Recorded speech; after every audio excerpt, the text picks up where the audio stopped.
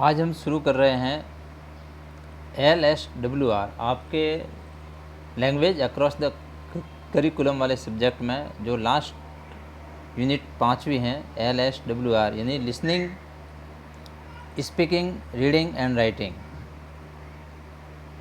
इसका basic knowledge आज अपन देखेंगे, उसके बाद में हम इसको विस्तार से समझेंगे। भाषाई कौशल और इसके प्रकार यानी जो लिखना, पढ़ना, बोलना, सुनना, ये सारे जो हैं इससे हम भाषाई कौशल किस प्रकार प्राप्त करते हैं और बालक इससे भाषाई कौशल किस प्रकार सीखता है, वो आज हम इसका बेसिक देखेंगे 2 लेसन में। उसके पश्चात हम आगे इसको करेंगे शुरू। भाषा हमारे जीवन का बहुत ही अति महत्वपूर्ण अंग होती है। हर व्यक्ति को अपने विचार और भावों की अभिव्यक्ति के लिए एक माध्यम की आवश्यकता होती है और भाषा इसके लिए सबसे सार्थक माध्यम होता है। परंतु अपने विचारों को सही से अभिव्यक्त करने हेतु कुछ कौशल होते हैं। इसके सही इस्तेमाल से ही व्यक्ति अपने विचारों या भावों को सही अर्थ में, सही रूप में किसी के समक्ष प्रस्तुत कर सकता है। भाषा कौशल हमारे व्यक्तित्व को प्रभावशाली बनाता है और एक योग्यता प्रदान करता है जो हमें दूसरे व्यक्तियों से भिन्न बना सकती है। इसके द्वारा एक साधारण से विचार को भी व्यक्ति उत्तम शब्दावली और सही लय और प्रवाह के इस्तेमाल से बहुत ही प्रभावशाली बना सकता है। एक विद्यार्थी में भाषा कौशल के विकास के लिए विद्यार्थी और शिक्षक दोनों की भूमिका बहुत ही आवश्यक होती हैं और समान रूप से महत्वपूर्ण होती हैं। शिक्षक को बहुत ध्यान से विद्यार्थियों की आवश्यकतानुसार शिक्षण विधि का और उसके विभिन्न युक्तियों का प्रयोग करना चाहिए और स्वयं के भाषा प्रयोग पर भी बहुत ध्यान देना चाहिए। इसका कारण है कि भाषा की कक्षा में अधिकार बच्चे शिक्षक का ही अनुकरण कर सीखने का सबसे ज़्यादा प्रयास करते हैं।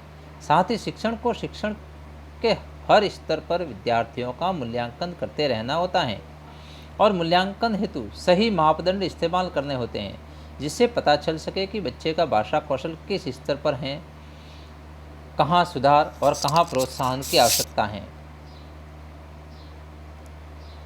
भाषा कौशल का वर्गीकरण। भाषा कौशल ग्रहण करने के लिए ग्रहणात्मक कौशल, ऐसे कौशल जिन्हें ग्रहण किया जाता है यानी बालक ग्रहण करते हैं। श्रवण, सुनकर, पठन। सुनकर और पठन के माध्यम से ग्रहण करता है बालक। दूसरा है अभिव्यक्तात्मक कौशल यानी अभिव्यक्त करना, जिसका प्रयोग अपने विचारों, भावों आदि की अभिव्यक्ति के लिए किया जाता है। वाचन यानी बोलने का कौशल और लेखन, लिखने का कौशल। इस प्रकार से 4 कौशल। एक तो ग्रहणात्मक कौशल, ग्रहण करता है सुनकर और पढ़कर। इसी प्रकार से अभिव्यक्त करता है बोलकर और लिखकर। भाषाई कुशलता का संबंध भाषा के 4 कौशलों से है। श्रवण, सुनना, वाचन, बोलना, पठन, पढ़ना और लेखन, लिखना। इसका सही वर्गीकरण 2 प्रकार से होता है, ग्रहणात्मक और अभिव्यक्तात्मक भाषाई कौशल। इन दोनों कौशलों की सार्थकता संप्रेषण, बातचीत की पूर्णता अर्थात भाव विचार, ग्रहण एवं बाहर विचार प्रकाशन में होती है। इन्हीं दोनों ही कौशलों की सार्थक तभी होते हैं जब वह बातचीत करता है और अपने भाव विचार ग्रहण और भाव विचार प्रकाशन में होती है। यानी भाव किस प्रकार वो ग्रहण करता है और अपने भावों को किस प्रकार वो दूसरों के सामने पेश करता है। श्रवण और पठन ग्रहणात्मक कौशल के अंतर्गत आते हैं, अर्थात ऐसे कौशल जिन्हें ग्रहण किया जाता है। वाचन एवं लेखन अभिव्यक्तात्मक कौशल के अंतर्गत आते हैं, जिसका प्रयोग अपने विचारों, भावों आदि की अभिव्यक्ति के लिए किया जाता है। ये सभी कौशल हमारे व्यवहारिक जीवन का अभिन्न अंग हैं। इन सभी कौशलों का विकास एक एक करके स्वाभाविक रूप से होता है और सही शिक्षण व मूल्यांकन द्वारा भी किया जाता है। भाषा कौशल की यह अधिगम प्रक्रिया बच्चे के जन्म से ही शुरू हो जाती है, जब वह दूसरों को सुनना शुरू करता है। पहला है श्रवण कौशल। भाषा कौशल विकास का प्रारंभ सबसे पहले श्रवण कौशल से होता है। जन्म लेने के बाद बच्चा सबसे पहले सुनने की स्थिति में होता है। आयु के साथ वह सुने गए शब्दों का अर्थ भी समझने लगता है। श्रवण केवल ध्वनियों का सुनना मात्र नहीं है, इसमें किसी कथन के ध्यानपूर्वक सुनने, सुनी हुई बात पर चिंतन मनन करने तथा चिंतन के बाद उस पर अपना मंतव्य स्थिर करके तदनुसार व्यवहार करने जैसी क्रमबद्ध प्रक्रियाएं सम्मिलित हैं। यानी केवल और केवल अगर हम कुछ सुनते हैं तो वो श्रवण कौशल नहीं हुआ, उस बात पर विचार करना, उस बात पर चिंतन मनन करना और उसके बाद में हमारा विचार प्रकट करना, तभी वह सार्थक श्रवण हो पाएगा। ये सभी मानसिक स्तर के विकास सही शिक्षण और अभ्यास के साथ एक व्यक्ति में आते हैं। श्रवण कौशल के विकास हेतु शिक्षक को बहुत सी बातों का ध्यान रखना होता है, जैसे कही गई बात श्रोता अथवा सुनने वाले के इस तरह अनुकूल होनी चाहिए। यानी अध्यापक को ये बात का ध्यान रखना चाहिए कि हम जैसे जिस क्लास को पढ़ा रहे हैं उस स्तर की भाषा का प्रयोग करें।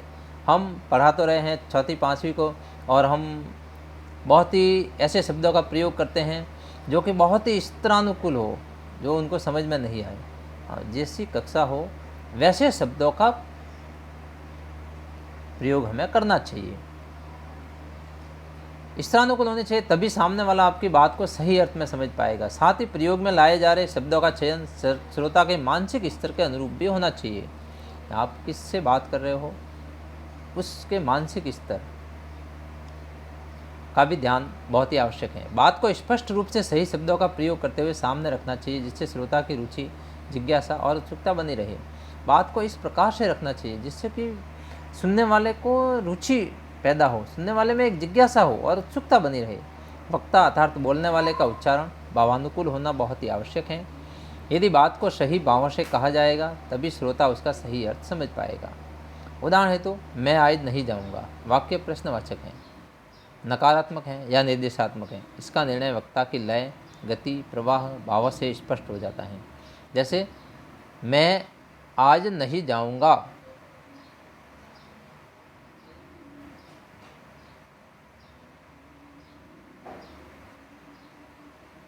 इसको किस प्रकार से हम बोलते हैं। एक तो जैसे बोलते हैं मैं आज नहीं जाऊंगा, ये नकारात्मक हुआ। मैं आज नहीं जाऊंगा, ये निर्देशात्मक हुआ। मैं आज नहीं जाऊंगा, ये प्रश्नवाचक हुआ। उसके बोलने का लय क्या है, उसकी बोलने की किस प्रकार से बोल रहा है, वो वक्ता की लय, गति और प्रवाह और भाव। उसी प्रकार से किसी भी चीज़ को सुनाने के समय एकाग्रता, स्मरणशील और धैर्य जैसे गुणों का होना अत्यावश्यक होता है, जिससे सुनी गई या सुनाई गई चीज़ का उद्देश्य सार्थक हो सके और उसका सही अर्थ निकल पाए।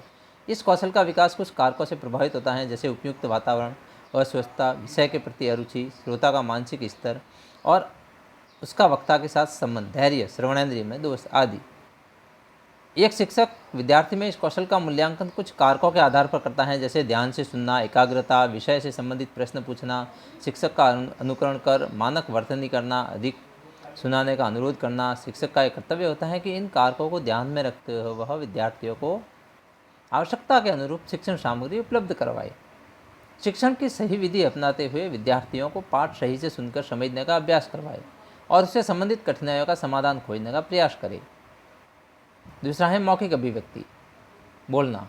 एक व्यक्ति द्वारा अपने भावों और विचारों को दूसरों के समक्ष प्रस्तुत करने हेतु ध्वनि संकेत युक्त भाषा का प्रयोग मौखिक अभिव्यक्ति कहलाता है, परंतु वह भाषा श्रोता को समझ भी आए, इसलिए वह अभिव्यक्ति स्पष्ट, सहज, शुद्ध, स्वाभाविक, उसके मानसिक स्तर के अनुरूप और विचार क्रमबद्ध होनी चाहिए। कक्षा में औपचारिक और अनौपचारिक रूप से बातचीत के माध्यम से इस कौशल का विकास सरलता से संभव है। इसके लिए शिक्षक कक्षा में कहानी, कविता, घटना, वर्णन आदि का प्रयोग कर सकता है। साथ ही शिक्षक का ध्यान विद्यार्थियों के उच्चारण की शुद्धता पर भी रहना चाहिए। अन्य सहगामी क्रियाएं भी आयोजित की जा सकती हैं, जैसे बाल सभा, वाद विवाद, वाचन, समाचार वाचन, काव्य प्रतियोगिता आदि, नाट्य आदि। यानी शिक्षक का ध्यान विद्यार्थियों के उच्चारण की शुद्धता को जांचने के लिए बहुत सारे सहगामी क्रियाएं भी आयोजित कर सकते हैं, जिसके कारण उस बालकों का उच्चारण जांचा जा सके। मौखिक अभिव्यक्ति हमारे दैनिक जीवन का अभिन्न अंग है और इसी से हमारे भावों की उदासीनता, खुशी, क्रोध आदि का भी आसानी से आभास संभव है। यह व्यक्ति के सही व्यक्तित्व की पहचान भी होती है, जैसे आत्मविश्वास, स्पष्टता, स्थिरता, मानसिक स्तर आदि। इससे हम व्यक्तिगत और सामाजिक जीवन में सामंजस्य बिठाते हैं। साथ ही प्राथमिक स्तर पर शिक्षण का यह बहुत ही महत्वपूर्ण अंग है।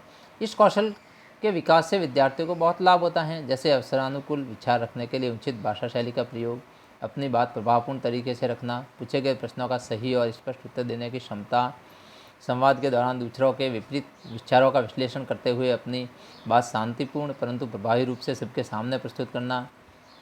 मौखिक अभिव्यक्ति के विकास में कुछ समस्याएं भी आ सकती हैं, जिसके कारण ये प्रक्रिया सही से नहीं हो पाती। क्षेत्रीय भाषा का प्रभाव, संकोच, भ्रम, डर, उदासीनता आदि इन समस्याओं के अंतर्गत आते हैं। यानी मौखिक अभिव्यक्ति करते समय कई सारी समस्याएं आती हैं। जैसे क्षेत्रीय भाषा, अगर हम हिंदी में बोल रहे हैं तो उसमें कई बार हम क्षेत्रीय भाषाओं का प्रभाव उसमें रहता है। उसका लहजा ऐसा रहता है, जैसे कोई मारवाड़ का है तो मारवाड़ी की लहजा रहेगा, उसकी जो टोन है वो उस प्रकार रहेगी। जैसे मेवाड़ साइड का है तो मेवाड़ी की टोन रहेगी। इसी प्रकार अगर कोई जयपुर साइड का है तो उसकी टोन कुछ अलग होगी, अगर कोई बिहार का है तो उसकी टोन अलग होगी। यानी क्षेत्रीय भाषा का प्रभाव रहता है।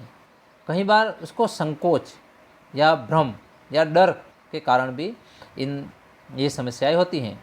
शिक्षक को चाहिए कि ऐसी समस्याओं को पहले पहचानने समझने का प्रयास करे और इसका समाधान खोजने का यथासंभव प्रयास करे, वरना आगे चलकर बच्चों में हड़बड़ाने, तुतलाने, हकलाने जैसी आदतें बढ़ सकती हैं। ये आपके आज हमने 2 बिंदु मौखिक अभिव्यक्ति और